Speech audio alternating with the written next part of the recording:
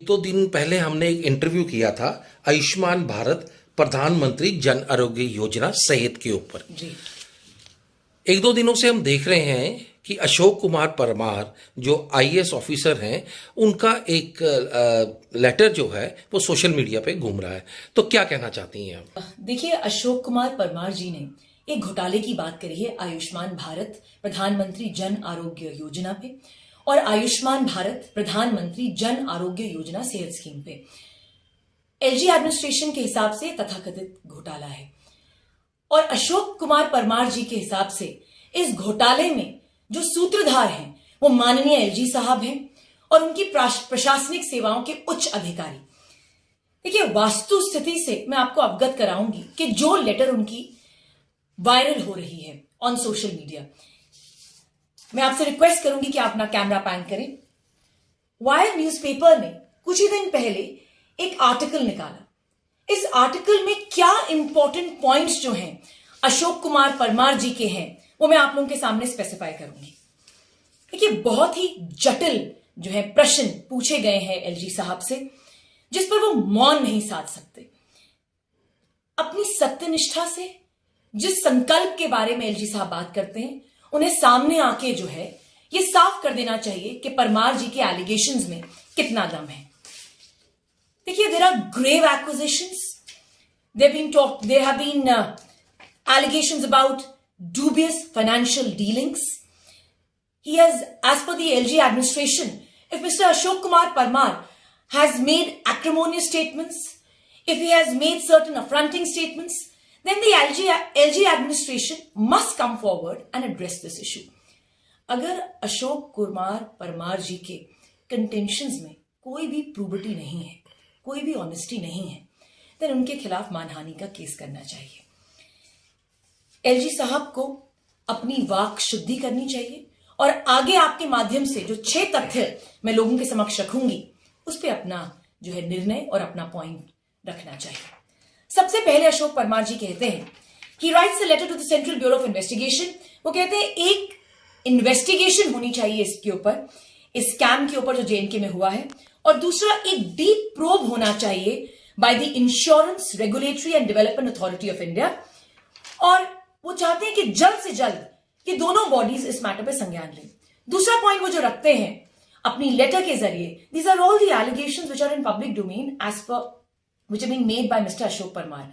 इसमें मेरा कोई अपना जिसे कहते हैं पॉइंट नहीं है, कोई एलिगेशन नहीं है। परमार साहब दूसरा तथ्य जो सामने रखते हैं वो ये कहते हैं कि स्टेट हेल्थ एजेंसी को लॉ डिपार्टमेंट और फाइनेंस डिपार्टमेंट की एडवाइस थी, मगर उन्होंने इस एडवाइस को फॉलो नहीं किया और बजाज अलायंस जो इंश्योरेंस कंपनी है उसको उन्होंने फेवर्स दी।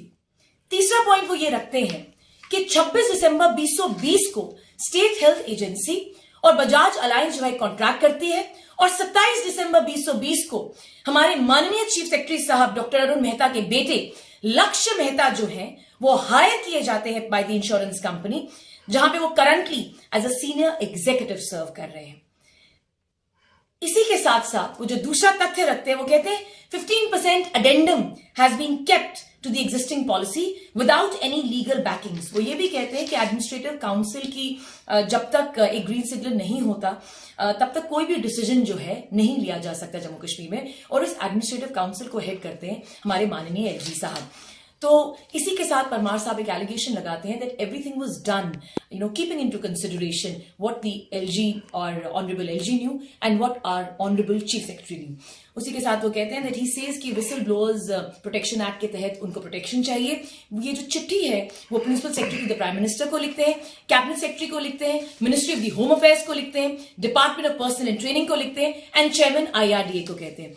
अरुण जी, मैं आपके माध्यम से 2 बहुत ही इंपॉर्टेंट पॉइंट्स जो है लोगों के समक्ष रखना चाहूंगी, जो लोग मुझे अभी सुन रहे हैं।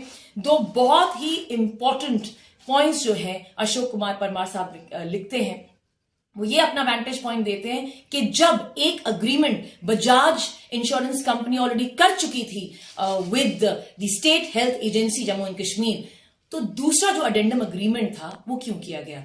और जब स्टेट हेल्थ एजेंसी को ऑलरेडी लीगल डिपार्टमेंट ने और फाइनेंशियल डिपार्टमेंट ने कह दिया था, इंस्ट्रक्शंस दे दी थी, कहीं ना कहीं अपना एडवाइस दे दिया था, क्योंकि वो इंस्ट्रक्शन नहीं दे सकते, अपनी एडवाइस दी थी कि ये जो कॉन्ट्रैक्ट है ये अप्रिशिएट नहीं कर रही है बजाज अलायंस कंपनी, तो उनकी एडवाइस क्यों नहीं ली गई? वो 2 गवर्नमेंट ऑर्डर्स की बात करते हैं। One government order is dated 19th of November 2019 और जो दूसरा नोटिफिकेशन है दैट इज डेटेड January 9, 2020। 19 नवंबर 2019 का जो ऑर्डर है वो ये कहता है that fund authorization in central and in state schemes जब भी की जाए जम्मू कश्मीर में, जहां पे फाइनेंशियल इंप्लीकेशन जो है 50 करोड़ से ऊपर है, तो इसके लिए अप्रूवल चाहिए होता है डॉक्टर अरुण मेहता का। तो इस पे वो एलिगेशन लगाते हैं that mister Mehta knew everything about the bunglings. दूसरा, वो एक नोटिफिकेशन लेके आते हैं January 9, 2020 की, जिसमें वो कहते हैं कि जेएनके के फाइनेंस डिपार्टमेंट की ये नोटिफिकेशन है जो ये कहती है कि जब भी एक प्रोजेक्ट 20 करोड़ से ऊपर का आपने उसको ग्रीन सिग्नल देना होता है तो एलजी के अप्रूवल के बिना वो ग्रीन सिग्नल नहीं दिया जा सकता। और वो एंड में कहते हैं that both the officers have to be in the loop on the matter. तो दोनों ऑफिसर्स, चाहे वो एलजी साहब का ऑफिस हो, चाहे वो डॉक्टर अरुण मेहता का ऑफिस हो, ये दोनों को जो आपने इन लूप में रखना होता है किसी भी स्कीम को इंप्लीमेंट करने के लिए। और आगे जाके वो कहते हैं that it is either pure incompetence of these officers और there is a criminal nexus. तो ये वो एलिगेशन जो है अपनी चिट्ठी में जो उन्होंने सीबीआई को लिखी है उसमें लगाते हैं। मैं आपके माध्यम से एलजी साहब से ये रिक्वेस्ट करूंगी, उनकी एडमिनिस्ट्रेटिव ऑफिशियल से ये रिक्वेस्ट करूंगी जिनके नाम जो है तथाकथित इस लेटर में लिखे गए हैं, कि आप जल्द से जल्द जो है वाक्शुद्धि करिए, मौन न धारण करिए, क्योंकि मुझे आपके लिए एक मैसेज भी मैं देना चाहूंगी। वो कहते हैं ना कि गुलाम फरीदा ऐसे सब मुसाफिर हैं, कोई आज चलिया कोई कल चलिया। तो जल्द से जल्द आयुष्मान भारत पे क्या फाइनेंशियल बंगलिंग्स हुई हैं, आयुष्मान भारत जो स्कीम जम्मू एंड कश्मीर में सेहत स्कीम चलाएगी, क्या उसमें कोई कथाकथित घोटाला हुआ है? जल्द से जल्द एक जम्मू कश्मीर की नागरिक होने के नाते we will go beyond political premises and we request the LG administration to come forward and give their answer or to give their reply to the allegations which are being made by Mr. Ashok Kumar Parmar.